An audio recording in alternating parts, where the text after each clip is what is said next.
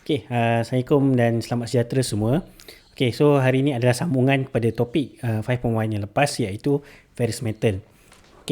So hari ni pendek je video ni, iaitu pasal stress dan strain behavior of ferrous metal.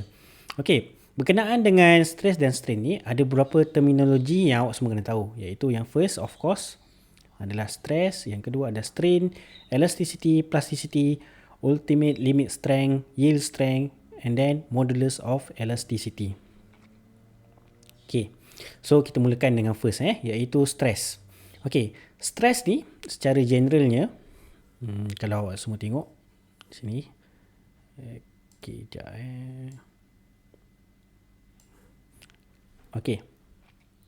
Stress. Stress, if an applied force causes a change in the dimension of material, then the material is in the state of stress. So katakan awak ada sebuah bongkah. Awak boleh katakan suatu benda tu ada stress kalau apa syarat dia? First, ada force, and then ada changes in dimension. So itu kita katakan barulah dia dalam keadaan stress. So stress bersamaan dengan force over area. So unit bagi force adalah Newton, and then unit bagi area adalah meter square. So kita dapat Newton meter square. So yang kedua adalah strain. Strain ni, katakan awak ada sebuah bongkah macam ni. Panjang dia adalah 5 meter. Then awak kenakan daya kepada dia. 5 meter ini adalah length original. So bila dia dah ditarik, dia akan melalui satu perubahan pemanjangan. Katakan lepas ditarik tu, panjang dia adalah 7 meter. Yang dikatakan strain tu adalah panjang yang baru tolak dengan original over dengan original. Itu adalah strain. So 2/5. Strain sama dengan delta L ataupun changes in length over length original. Itulah strain. Sebab unit dia meter over meter, so tiada unit. Dia kata kat sini, for a shear force, strain is expressed by gamma. Dalam silibus awak tak belajar shear force apa. Tapi dia konsep dia macam ni. Katakan awak ada area. So stress ni adalah force yang perpendicular. Itu adalah stress. Perpendicular maksudnya apa? Adalah 90 degree. Katakanlah ni area awak. So dia punya force tu adalah parallel. Itu adalah shear force. And then term yang ketiga adalah elasticity. Elasticity is the property of material which enable the material to return to its original form after external force is removed. And then yang kedua adalah plasticity. Plasticity is a property that allow the material to remain deformed without fracture even after the force is removed. Dia punya definition hampir-hampir sama, tapi berbeza. Saya tunjukkan sekejap keadaan macam ni. Katakanlah awak ada sebuah bongkah. Lepas awak dah kenakan daya, berat 5 meter. And then masa awak kenakan daya, dia berubah jadi 7 meter. Bila awak dah lepaskan, dia kembali se 5 meter. So maksudnya material ni mengembang masa daya dikenakan, and then dia kembali ke asal bila daya dah tak ada.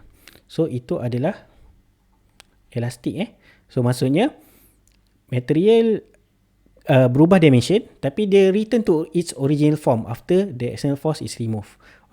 Kalau bagi plastik pula, material yang panjang 5 meter, awak kenakan daya. Lepas awak dah, then dia memanjang banyak 7 meter. Then bila daya ni dah di remove, dia still remain 7 meter. Itu adalah plastik. Maksudnya dia berubah bentuk tapi dia tak fracture lah. Tapi dia tak boleh kembali ke bentuk asal. Kalau boleh kembali ke bentuk asal je, itu adalah property elasticity ataupun elastik. Okay. So, ini adalah graf yang awak akan selalu jumpa nanti bila awak belajar material ke apa. Ini cukup favourite lah. I think in physics also have this kind of diagram, stress and strain behaviour of material. Bukan kat ferrous metal je. Kat semua bahan pun dia akan melalui fasa-fasa ni. Hampir semualah. Cuma nilai dia je yang berbeza. Okay, so ini adalah graf stress di bahagian Y ni. Okay, Y-axis adalah stress. Okay, di axis X adalah strain. Okay, so apa yang awak boleh nampak di sini adalah, okay, so katakan awak ada sebuah bongkah. Ada sebuah bongkah ke ataupun apa-apa material lah. Awak kenakan daya. Okay, suatu benda apabila dikenakan, okay, tak kisah tensile ke ataupun compressive force, okay, dia akan mengalami some elongation. Okay, ini terutamanya dalam tensile force lah. Okay, awak ada sebuah bongkah, okay, awak ikat dia dengan tali ke apa, and then awak tarik. Okay, dia akan mengalami elongation ataupun pemanjangan. Okay, so kalau ikut graf ni, okay, daripada titik A ke titik B ni adalah elastic zone. Okay, ini sampai ke sini adalah elastic zone. Okay, apa itu elastic zone? Maksudnya, kadar antara stress dengan strain ni adalah proportional. Dia naik secara sama rata. Okay, so tapi dia naik sama rata tu ada limit dia dan ikut berapa force suatu benda tu boleh tahan. Okay, so bila dia sampai ke satu tempat, titik A ni, okay, titik A ni kita selalu namakan dia sebagai elastic limit.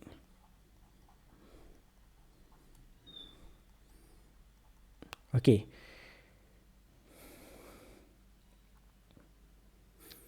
elastic limit ataupun okay, sorry saya lupa siap. Okay, di elastic limit ni adalah di mana akan berlaku elastic deformation. Okay, nama dia macam fancy kan. Okay, tapi awak ingat gini je lah. Okay, selepas melalui titik elastic limit ataupun proses elastic deformation, benda ni dah tak elastik lagi dah. Okay, dia dah tak melalui fasa elastik lagi dah. Okay, di titik B ni adalah kita panggil dia sebagai yield point. Okay, bila satu benda tu dah sampai tahap awak tarik dia dah tak kenyal, okay, dia akan melalui satu titik namanya yield point. Okay, di yield point ini adalah tempat di mana plastic deformation berlaku. Okay, apa itu plastic deformation? Okay, selepas daripada titik B ni sampai ke sini, dia akan melalui plastic deformation. Saya akan tunjukkan sekejap. Okay, sini sampai sini adalah plastic deformation. Okay, so bila melalui fasa plastic deformation ni, dia dah tak proportional lagi dah. Dia tak pemanjang secara sama rata dengan force awak kenakan. Okay, kalau awak tengok sebelum ni, bila kat elastic zone, dia naik macam ni. Tapi lepas melalui yield point, dia dah tak naik secara tu dah. Dia akan melengkung macam ni. Okay, so lepas melalui plastic deformation, suatu bahan tu bila dia kenakan force, dia tetap akan memanjang. Okay, tapi dia akan memanjang sampai satu titik dekat D ni, ultimate strength. Okay, ataupun dia punya titik yang paling tinggi untuk dia menerima force. Okay, bila sampai tahap tu, dia dah tak boleh memanjang lagi dah. Okay, kalau awak tengok daripada tahap D ni sampai sini, dia akan makin menurun dia punya elongation. Okay, and then kalau awak tarik lagi sampai satu tahap, dia akan sampai tahap ni, iaitu fracture. Okay, fracture ni maksudnya dia akan putus. Okay, itu saya nak awak faham. Okay, maksudnya, okay, bila satu bahan tu ditarik, dia akan menaik secara proportional. Okay, and then bila sampai yield point, dia dah tak proportional lah. Dia naik sikit je gini. Okay, dan dia akan naik sampai dekat ultimate tensile strength. And then, dia akan menurun hingga putus. Okay. So, kalau awak tengok kat nota awak, dia terangkan dengan lebih lanjut lah. Tapi, ringkasan dia macam gitu. Okay. Selepas tu, awak akan belajar pasal Hooke's Law. Okay, dalam fizik pun ada Hooke's Law kan? Okay. So, Hooke's Law ni sebenarnya dia adalah merujuk kepada titik daripada kosong sampai A. Sekejap, saya padam ni. Okay. Kalau baca nota awak,